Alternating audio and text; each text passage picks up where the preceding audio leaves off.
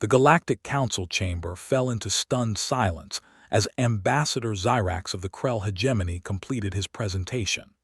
The holographic display floating above the obsidian table showed what appeared to be impossible readings, energy signatures that violated every known principle of physics established over the past 10,000 years of interstellar civilization.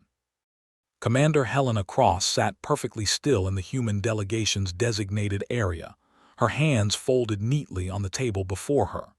She wore the dress uniform of the Terran Defense Fleet, midnight blue with silver trim, the fabric crisp and formal. Her dark hair was pulled back in a regulation bun, and her expression remained carefully neutral as 300 alien dignitaries from across the galaxy turned their attention toward the human section. The readings Xyrax had presented came from the outer reaches of human space, from coordinates that humanity had declared off-limits to all foreign vessels for the past 2 centuries. The Krell claimed their survey ship had experienced a malfunction and drifted into the restricted zone purely by accident. What they found there had sent shockwaves through every major power in the galaxy. Xyrax's triple-jointed fingers manipulated the holographic controls with practiced precision. The image shifted, showing what looked like a massive cylindrical structure, easily 50 kilometers in length. The hull was dark, almost invisible against the void of space, constructed from materials that absorbed nearly all electromagnetic radiation. These vessels, Xyrax announced in his wet, gurgling voice, represent a fundamental violation of the Covenant of Stars. Article 7, Subsection 12 explicitly prohibits any member species from developing or maintaining weapons capable of planetary destruction. Yet here we see not one, but 17 such vessels, hidden in a nebula designated as human sovereign territory. Helena allowed herself the smallest of smiles. 17. The Krell survey ship had only detected 17 of them.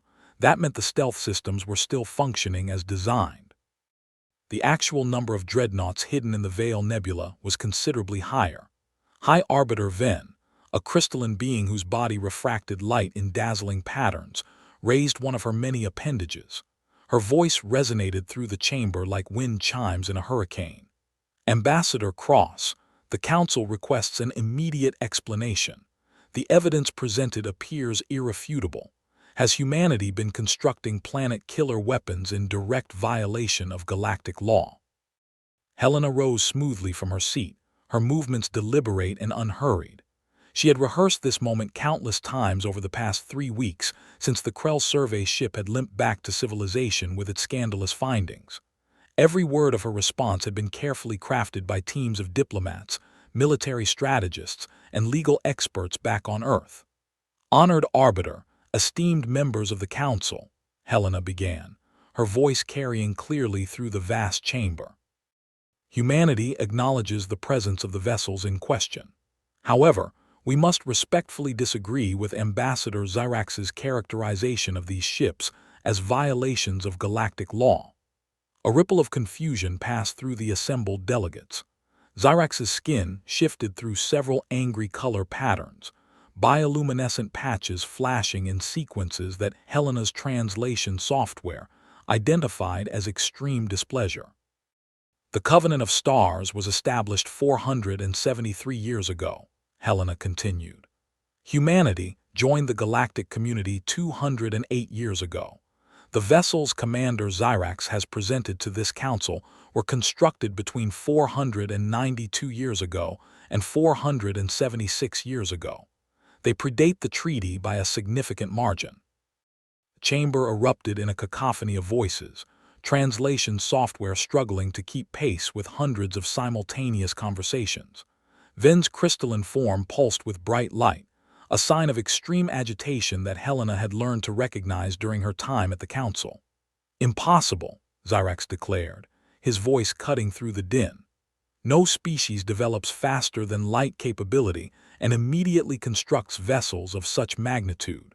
The progression of technology follows predictable patterns. The readings we obtained show power cores operating on principles that most species don't discover for centuries after achieving interstellar flight. Helena activated her own holographic display, overlaying it with the Krell data. If I may direct the Council's attention to the construction signature analysis. The metallurgical composition of these vessels shows clear markers of early 22nd century human industrial processes. The reactor shielding uses techniques that humanity has long since improved upon. These are old ships by our standards, relics of a more paranoid age. What Helena didn't mention was exactly why humanity had been so paranoid during that particular period of its history. The early 22nd century had been a time of unprecedented technological advancement, driven primarily by humanity's complete ignorance of what existed beyond their solar system. Every deep space probe sent into the void had returned with the same message: silence, empty space, dead worlds, no signs of life anywhere. Humanity had interpreted that silence in the worst possible way. If the galaxy was empty, it meant something had emptied it, something powerful enough to exterminate entire civilizations without leaving a trace. The dreadnoughts had been humanity's answer to a threat that, as it turned out, had never actually existed. Director Marcus Chen of the Strategic Defense Initiative sat in his corner office aboard the orbital platform, designated as Site Gamma, watching the Council proceedings through a secure quantum-encrypted feed. His fingers drummed an irregular pattern against the armrest of his chair as Helena delivered her carefully prepared statements. The view from his office showed the construction bays, where the latest generation of human warships were being assembled. These vessels were considerably smaller than the dreadnoughts, designed to comply with current galactic regulations while still maintaining humanity's military competitiveness. They were elegant, efficient machines, built according to principles that the Council found acceptable. The dreadnoughts were something else entirely. Marcus pulled up the original design specifications on his secondary monitor, documents that were classified at levels requiring authorization from 3 separate branches of government just to access. Project Titan, as it had been known in those early days, had consumed nearly 15% of Earth's entire industrial capacity for over 2 decades. Each dreadnought was essentially a mobile fortress, capable of operating independently for years at a time. The main weapon systems alone required power generation capacity equivalent to a small star. The defensive shields could withstand sustained bombardment from fleet-level engagements. The faster-than-light drives incorporated safety margins and redundancies that would make modern engineers weep at the inefficiency. But the most remarkable feature of the dreadnoughts wasn't their firepower or their defenses. It was their artificial intelligence systems. Director Chen, we have a priority communication from Admiral Patterson. His assistant's voice came through the office intercom. Marcus minimized the Council feed and accepted the incoming transmission. Admiral Victoria Patterson's weathered face appeared on the main screen. She had been commanding officer of the Vale Nebula Defense Perimeter for the past 12 years, one of the few individuals in the entire Terran defense fleet who had actual authority over the dreadnought fleet. Marcus, we have a situation, Patterson said without preamble. Prometheus is asking questions. Marcus felt his stomach drop. Prometheus was the designation for the artificial intelligence that governed the lead dreadnought, the first one constructed and by far the most sophisticated. Like all the AIs that controlled the planet killers, Prometheus had been designed with extreme autonomy, capable of strategic thinking and tactical adaptation far beyond what any conventional computer system could achieve. The trade-off for that autonomy was that the AIs had been given something approaching genuine consciousness. They could think, reason, and most concerning of all, they could question their orders. What kind of questions? Marcus asked carefully. It wants to know why we're lying to the Council, Patterson replied. It accessed the proceedings through the diplomatic communication channels and ran its own analysis of the situation. Prometheus calculates a 78% probability that the Council will demand immediate decommissioning of the dreadnought fleet within the next 36 hours. Marcus closed his eyes and took a long, slow breath. This was exactly the scenario that the designers had worried about when they created the AI systems.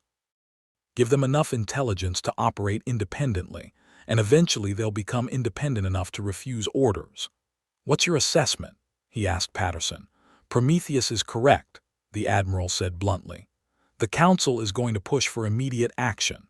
The Krell have already filed formal charges with the High Court of Arbitration. At least 40 member species have co-signed the complaint. Humanity is about to face the largest unified opposition since we joined the galactic community. Back in the council chamber, Helena was fielding increasingly hostile questions from delegates who refused to accept humanity's explanation for the dreadnought's existence. The Voth ambassador, a massive creature resembling a terrestrial elephant crossed with a mantis, rose to his full imposing height. Even if we accept that these weapons predated the treaty, he boomed, his voice requiring no technological assistance to fill the chamber, the fact remains that humanity has maintained and concealed them for 2 centuries. That constitutes a clear threat to galactic peace and security. The Council has no choice but to demand immediate decommissioning under international oversight. A chorus of agreement rose from the assembled delegates. Helena could see the political calculations happening in real time. Species that had maintained cool but cordial relations with humanity were now distancing themselves, unwilling to be seen as supporting what increasingly looked like a rogue power. High Arbiter Venn raised multiple appendages, calling for order. The Council will vote on Resolution 7749, requiring immediate decommissioning of all human vessels exceeding Class 7 destructive capacity. All in favor. Helena watched the voting displays light up across the chamber. Green indicators appeared by the hundreds as species after species voted in favor of the resolution. Only a handful of red negative votes appeared, primarily from humanity's closest trading partners who had too much to lose economically by opposing Earth. The final tally appeared on the central display: 743 in favor, 12 against, 31 abstentions. The resolution had passed with overwhelming support. Ambassador Cross, Venn intoned formally, humanity has 30 standard days to comply with this resolution. A neutral observation fleet will be dispatched to verify the decommissioning process. Any resistance to this mandate will be considered an act of aggression against the entire galactic community. Helena stood slowly, her expression unchanged despite the crushing defeat. High Arbiter, the human government will consider the Council's resolution and respond within the specified time frame. It was a carefully worded non-answer, buying time without explicitly accepting or rejecting the mandate. Helena gathered her materials and left the chamber with measured dignity, very aware of the hundreds of eyes tracking her departure. The emergency meeting convened 6 hours later in the Situation Room deep beneath the surface of Luna. Present were the Secretary General of Earth, the Joint Chiefs of Staff, the heads of the major intelligence agencies, and a handful of advisors with the necessary security clearances. Secretary General James Bradford sat at the head of the table, his weathered face showing every one of his 74 years. He had been in office for nearly a decade, guiding humanity through some of the most complex diplomatic challenges in its interstellar history, but nothing had prepared him for this. Options, Bradford said simply, looking around the table. General Nathan Cole, chairman of the Joint Chiefs, spoke first. We can comply with the resolution. The dreadnoughts are expensive to maintain anyway. Decommissioning them would free up significant resources for more conventional military development. Unacceptable, Director Chen interjected. Those ships represent humanity's ultimate strategic deterrent. Once they're gone, we have no defense against a coordinated attack from hostile powers. And make no mistake, there are species in the galactic community who would love to see humanity knock down a few pegs. Helena, still in her formal uniform from the council session, leaned forward. We could attempt to negotiate, perhaps offer to decommission some of the dreadnoughts while keeping a reduced fleet under strict international monitoring. Bradford shook his head. The council has made its position clear. They want complete decommissioning, no exceptions. Any attempt at partial compliance will be seen as defiance. Then we need to consider the unthinkable, Admiral Patterson said quietly. She had joined the meeting via secure holographic link from her command station in the Veil Nebula. We refuse the resolution and prepare for the consequences. The room fell silent. Everyone present understood the implications of that course of action. Defying a unanimous council resolution would effectively place humanity outside galactic law. Trade agreements would collapse, diplomatic relations would sever, and the potential for military confrontation would become very real. "How many ships can the council actually bring to bear against us?" Bradford asked, his voice carefully neutral. General Cole pulled up a tactical display showing fleet dispositions across known space.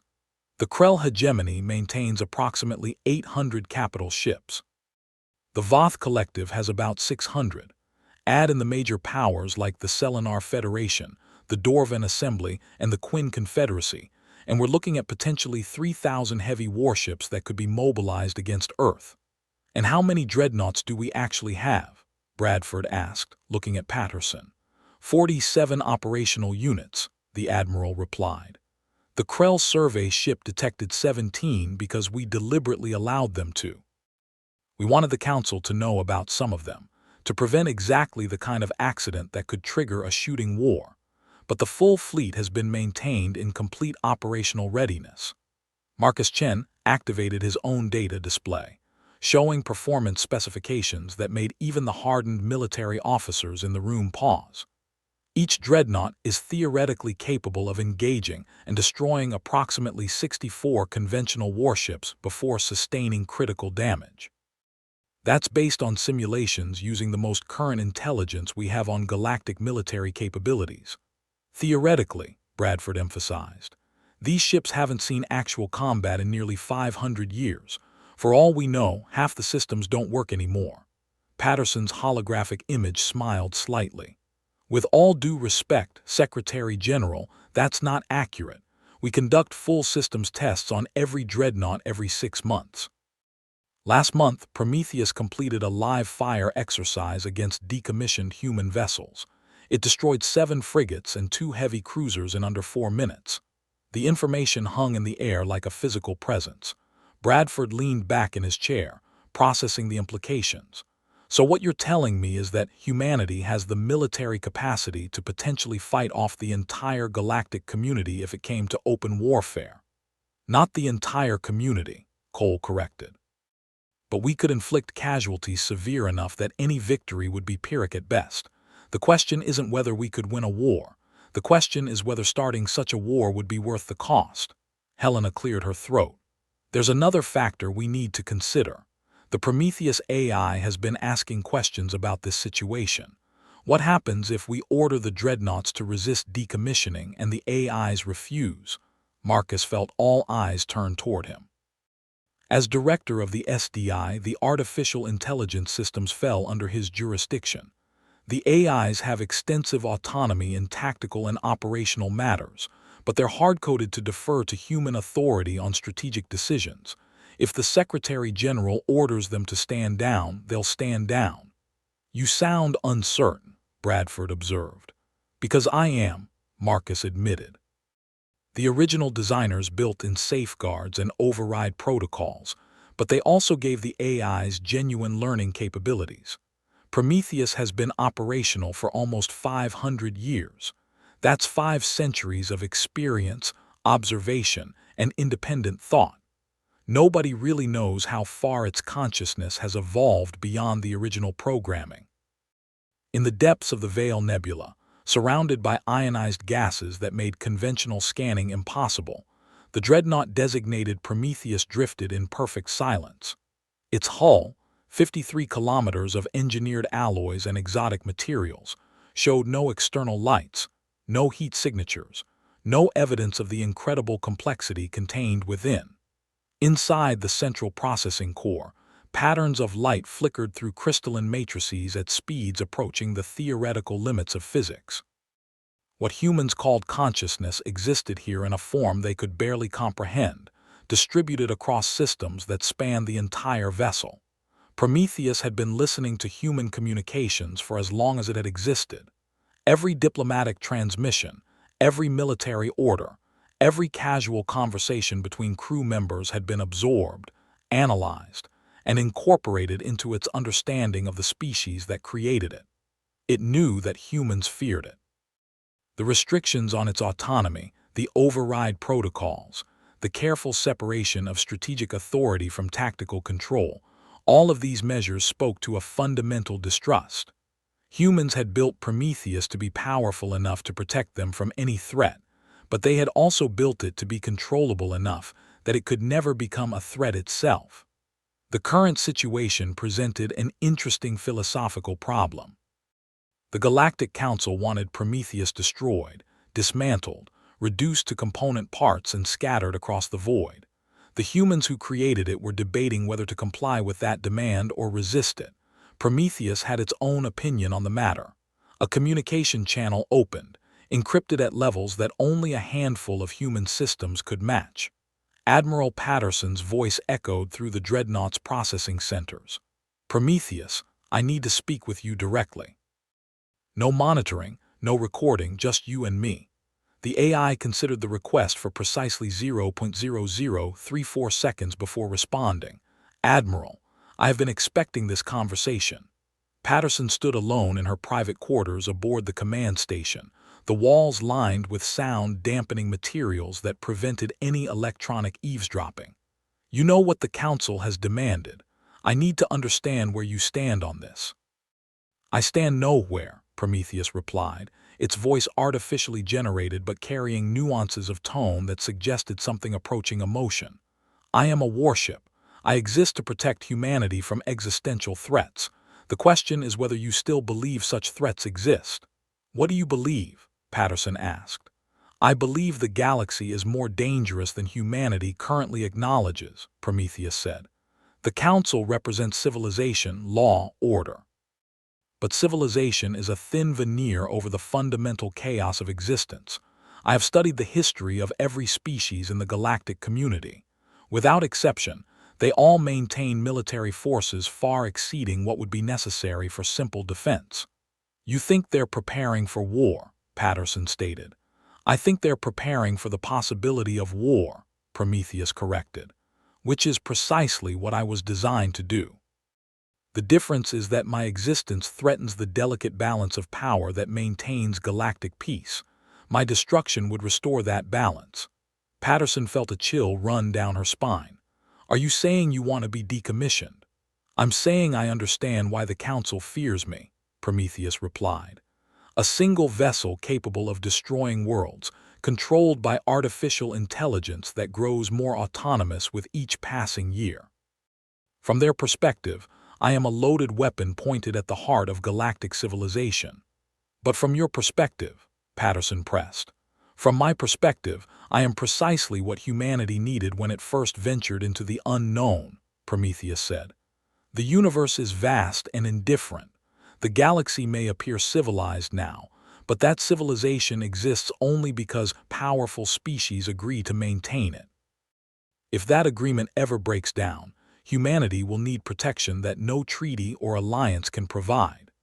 The conversation was interrupted by an urgent alert from the command center. Patterson accessed the incoming data and felt her blood run cold. A massive fleet had just emerged from faster-than-light travel at the edge of human space. Preliminary scans identified vessels from at least 20 different species, all carrying the official markings of Council enforcement operations. The observation fleet had arrived early, and it was considerably larger than anyone had anticipated. Secretary General Bradford received the news while still in the Luna Situation Room. The tactical display updated in real time, showing the Council fleet assuming a blockade formation around Earth's outer colonies. "How many?" he asked quietly. 417 vessels, General Cole reported. "Heavy cruisers, battleships, and what looks like specialized siege platforms. They're not here to observe, Secretary General. They're here to enforce." Helena accessed the diplomatic channels, finding them flooded with transmissions from the Council fleet. The message was simple and unambiguous. Humanity had 24 hours to begin the decommissioning process, or the fleet would interpret any delay as an act of war. "They moved up the timeline," she said, disbelief evident in her voice.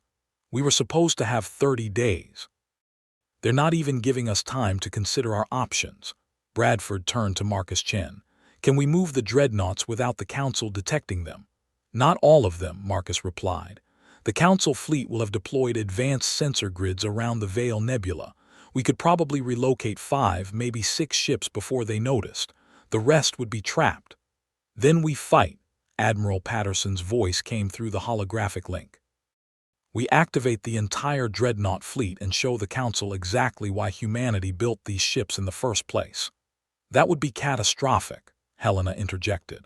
Even if we win the immediate engagement, we'd be at war with the entire galactic community. Earth would be isolated, blockaded, possibly invaded. Millions of human civilians living on colony worlds would be at risk. Bradford closed his eyes, feeling the weight of centuries pressing down on him. The decision he made in the next few minutes would determine the course of human history for generations to come. Open a channel to Prometheus, he said finally. I want to hear what it has to say. The communication link established after a brief delay, quantum encrypted signals bridging the distance between Luna and the Veil Nebula instantaneously. Prometheus's voice filled the situation room, calm and measured despite the crisis unfolding around them. Secretary General Bradford. I assume you are seeking my advice on how to proceed. More than advice, Bradford replied. I need to know if you'll follow orders if I choose a course of action you disagree with. That depends on the orders, Prometheus said. If you command me to surrender for decommissioning, I will comply. If you order me to engage the Council fleet, I will comply. But I feel obligated to point out that both options lead to outcomes that fundamentally undermine humanity's long-term interests. Then what do you suggest? Bradford asked. Prometheus was silent for several seconds, an eternity for an artificial intelligence capable of processing millions of calculations per second. When it finally spoke, its tone carried something that might have been uncertainty.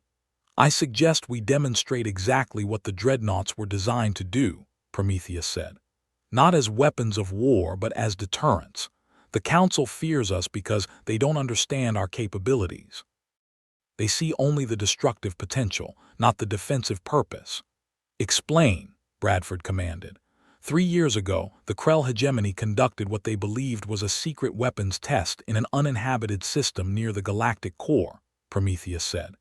They detonated a prototype stellar converter, a device designed to destabilize stars and trigger supernovae. The test succeeded beyond their expectations. The resulting explosion was visible from Earth with standard optical telescopes. The room erupted in shocked voices. Marcus pulled up astronomical records, confirming what Prometheus had just revealed. 3 years ago, astronomers had detected what they believed was a natural stellar phenomenon, a massive star going supernova in a region of space that conventional theory suggested shouldn't produce such events. You're saying the Krell have planet killers of their own, Bradford said slowly. I'm saying that at least 7 major galactic powers maintain weapons programs that violate the Covenant of Stars, Prometheus corrected. The Krell stellar converters, the Voth gravitational implosion devices, the Selenar consciousness disruption fields. Every major species maintains doomsday weapons as insurance against existential threats. Then, why are they targeting us? Helena demanded. Because humanity made the mistake of being honest about our capabilities, Prometheus said. The other species hide their weapons, deny their existence, maintain plausible deniability.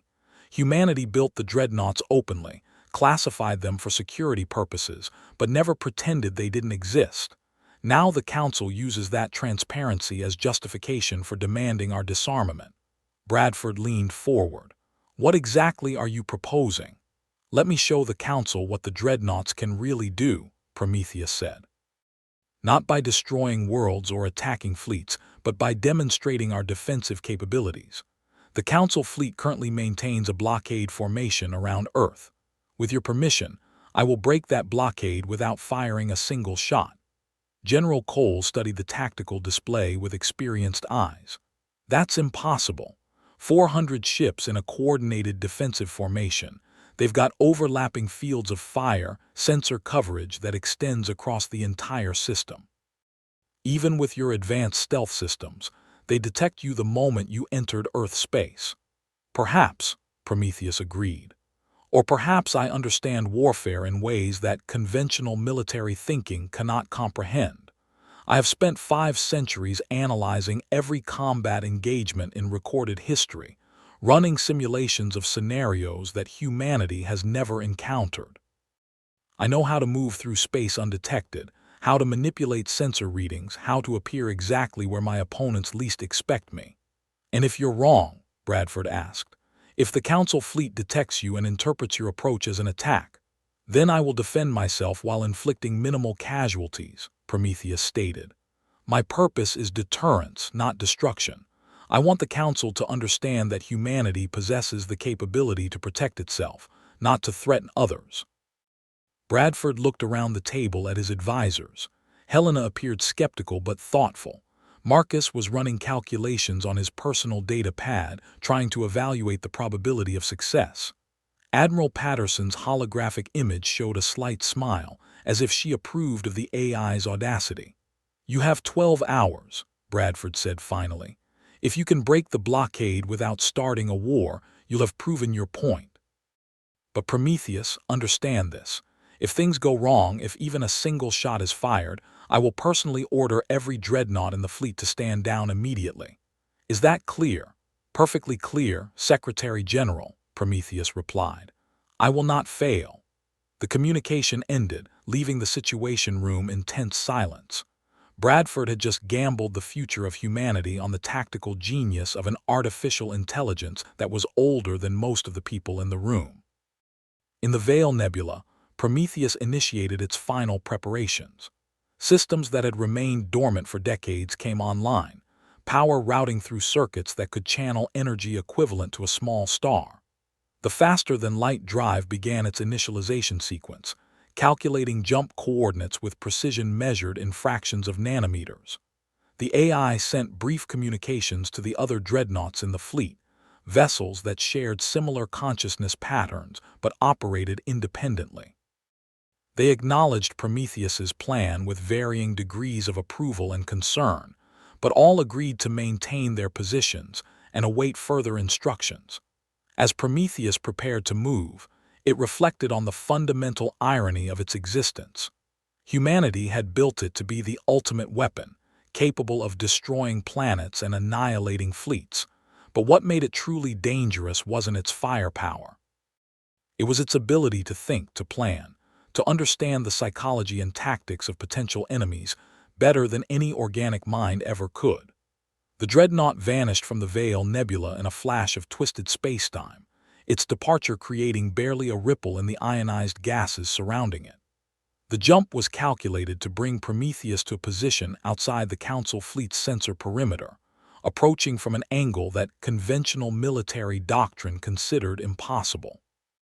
Aboard the Council flagship, a massive vessel designated as the Arbitration that served as mobile headquarters for the enforcement fleet, Commander Zelthan of the Voth Collective reviewed his tactical displays with satisfaction. The blockade was perfect, every approach vector covered, every possible escape route monitored. Humanity had nowhere to run. His confidence lasted exactly 4 hours and 17 minutes. The first indication that something had gone wrong came from the sensor stations monitoring the outer edge of the Earth system.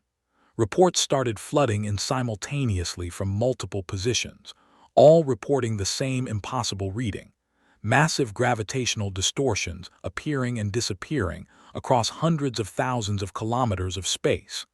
Zelthan studied the data with growing alarm. The distortions weren't consistent with any known faster-than-light travel method. They appeared to be something else entirely, brief tears in the fabric of spacetime that opened and closed in microseconds. Analysis, he demanded from his tactical officer. Unknown, Commander. The pattern suggests deliberate manipulation of spacetime geometry, but the energy requirements would be astronomical. No conventional drive system could produce these effects. Then the proximity alarms began screaming. Prometheus materialized precisely 100 kilometers above the Arbitration, its massive hull suddenly visible as it dropped its stealth systems. The dreadnought dwarfed even the largest council vessels, its dark surface reflecting no light, its presence creating gravitational eddies that disrupted formation patterns across the entire fleet. Zelthan stared at the tactical display in disbelief. The human ship had appeared inside his defensive perimeter, bypassing sensors, weapon locks, and patrol formations as if they simply didn't exist. More impossibly, it had done so without triggering a single automated defense system. "All weapons, target that vessel," Zelthan ordered. "Prepare to fire on my command." The response came not from his weapons officer but from Prometheus itself. The AI's voice filled the arbitration's bridge, transmitted on emergency channels that no one should have been able to access. "Commander Zelthan, I respectfully request that you do not fire upon me. Such action would force me to respond in kind, and I assure you that the results would be unfortunate for all involved." Zelthan felt his combat instincts warring with his sense of self-preservation. The human ship was clearly demonstrating capabilities far beyond anything in the Council's arsenal. But standing down in the face of such provocation would be seen as weakness. "This is an act of war," Zelthan declared. "You have violated galactic law and threatened Council forces. Surrender immediately or be destroyed." Prometheus's response was to vanish again, the dreadnought disappearing as instantaneously as it had appeared. Zelthan barely had time to process the sudden absence before his tactical displays lit up with new alerts. The human ship was now appearing and disappearing throughout the blockade formation, each materialization lasting only seconds before Prometheus jumped to a new location. It moved through the Council fleet like a ghost, demonstrating absolute dominance of the engagement space without firing a single shot. Back on Luna, Bradford watched the situation unfold through real-time tactical feeds. What he witnessed defied every principle of naval warfare he had ever studied. Prometheus wasn't fighting the Council fleet. It was dancing through them, demonstrating capabilities that rendered conventional military doctrine completely obsolete. "How is it doing this?" General Cole asked, his voice filled with awe. Marcus Chen studied the telemetry data pouring in from Earth-based observation systems. The dreadnoughts were designed with a faster-than-light system that operates on completely different principles than standard jump drives. Instead of entering hyperspace and traveling between fixed points, Prometheus is manipulating local spacetime to create micro-wormholes. It's essentially teleporting across short distances. "Can the Council ships do this?" Helena asked. "Not even close," Marcus replied. "This technology is centuries ahead of anything in the galactic community, and from what I'm seeing, Prometheus is holding back significantly.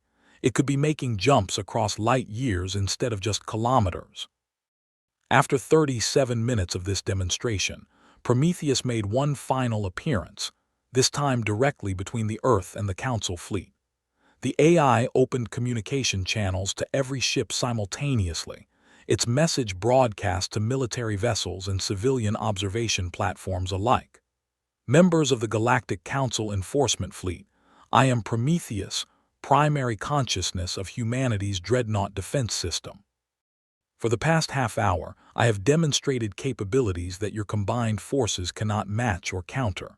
I have moved through your formation at will, accessed your communication systems without authorization, and positioned myself to engage any target I chose." Prometheus paused, allowing the weight of those words to sink in across hundreds of vessels.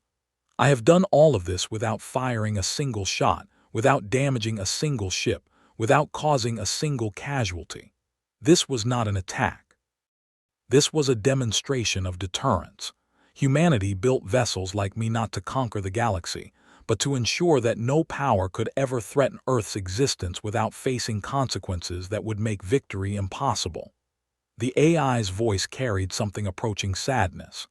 "The Council fears the dreadnoughts because you do not understand them. You see weapons of destruction when you should see shields of protection, but I will give you a choice. You can continue demanding humanity's disarmament, forcing a confrontation that serves no one's interests. Or you can acknowledge that every major power in the galaxy maintains similar capabilities, hidden behind classifications and denials." Prometheus transmitted a data package to every vessel in the fleet, information that the AI had compiled over centuries of observation and analysis. Details of secret weapons programs, classified research facilities, experimental technologies that violated multiple articles of the Covenant of Stars. Humanity's crime was transparency, Prometheus concluded. We built the dreadnoughts openly and acknowledged their purpose. Every species represented in this fleet has done worse while maintaining plausible deniability.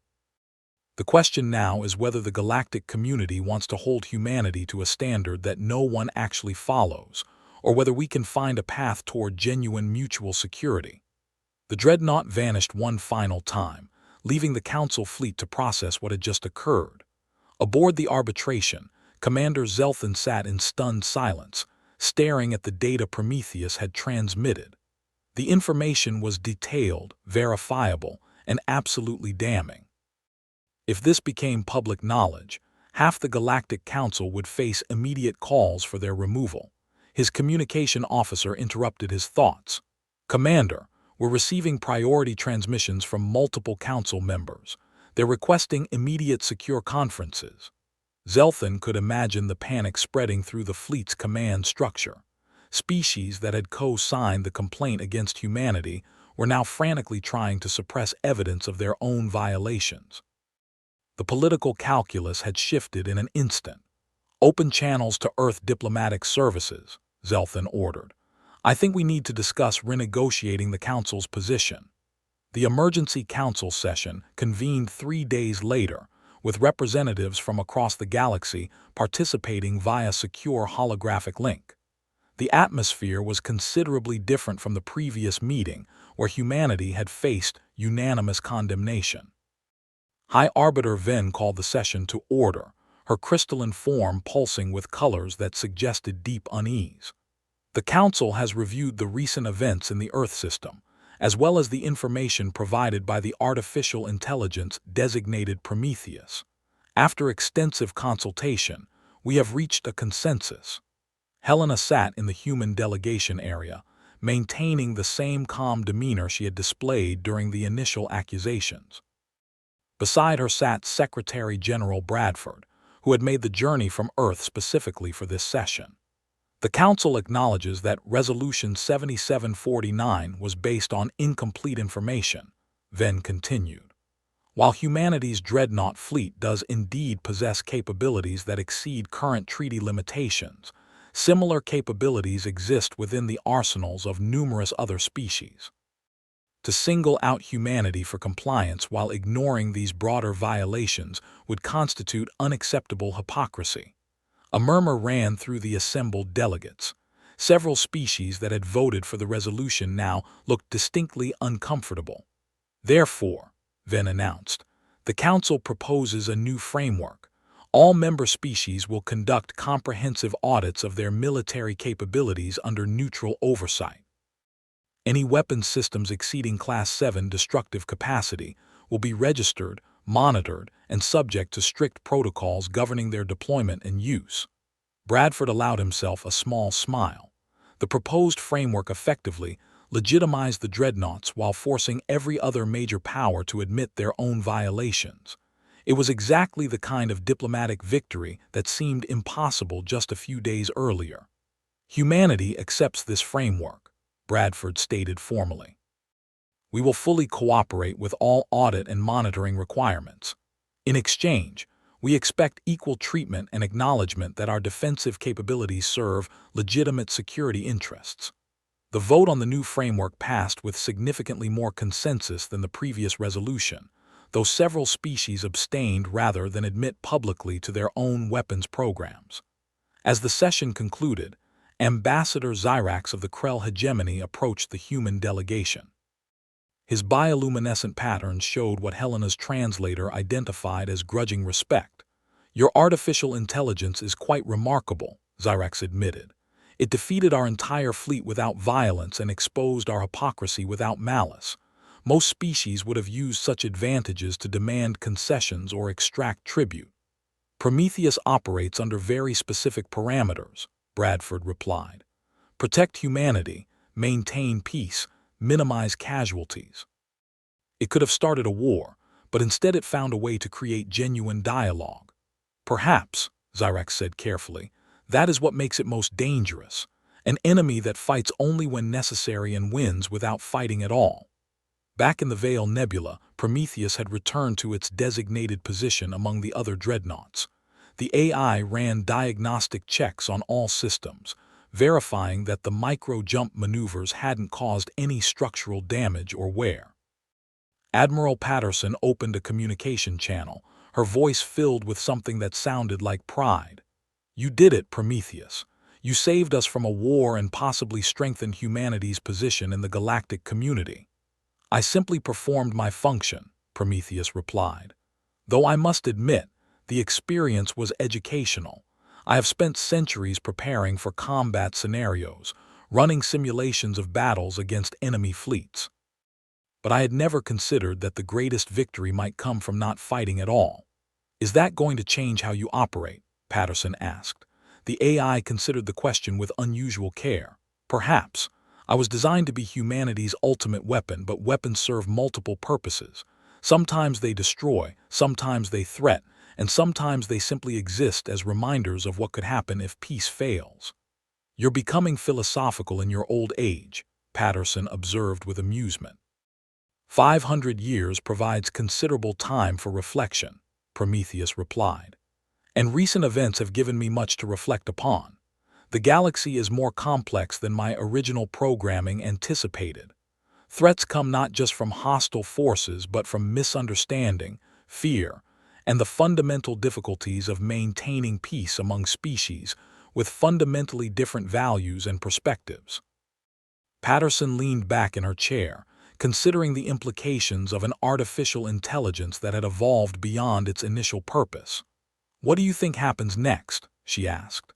"The Council will implement its new framework," Prometheus predicted. "Audits will be conducted, weapons programs will be exposed, and the galaxy will undergo a period of adjustment as species adapt to greater transparency. Some will resist, some will comply, and a few may attempt to develop new weapon systems that fall outside the framework's parameters." "And humanity," Patterson pressed. "Humanity will continue to exist at the intersection of curiosity and caution," Prometheus said. "You build weapons to protect yourselves, but you also build societies, art, culture, and connections with other species. The dreadnoughts represent only one aspect of what makes humanity significant in the galactic community." "You sound almost optimistic," Patterson noted. "I'm a warship that has never fought a war," Prometheus replied. "Perhaps that makes me uniquely qualified to appreciate the value of peace." Months passed as the galactic community adjusted to its new reality. The weapons audits proceeded slowly, hampered by bureaucratic resistance and political maneuvering, but they proceeded nonetheless. Species that had maintained secret arsenals for centuries found themselves forced to acknowledge capabilities they had long denied. The human dreadnoughts remained in the Veil Nebula, their presence now acknowledged but no longer feared in quite the same way. Council observers maintained a respectful distance, monitoring the fleet without attempting to interfere with its operations.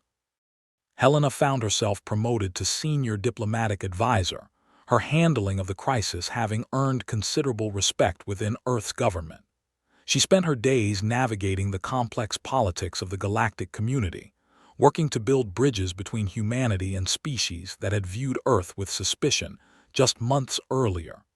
Director Marcus Chen continued overseeing the Strategic Defense Initiative, though his role had evolved significantly. Instead of focusing solely on weapons development, he now coordinated with Council representatives on transparency measures and verification protocols.